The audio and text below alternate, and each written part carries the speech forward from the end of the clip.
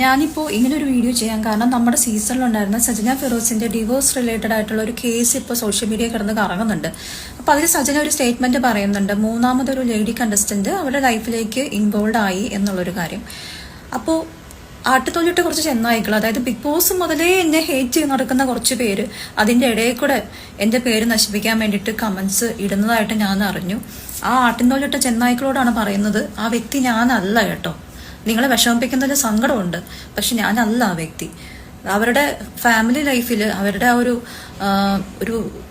അവരുടെ ഒരു ജീവിതം ഉണ്ടല്ലോ, അതിലൊരു ഗസ്റ്റ് അപ്പിയറൻസ് പോലും ഞാൻ ചെയ്തിട്ടില്ല.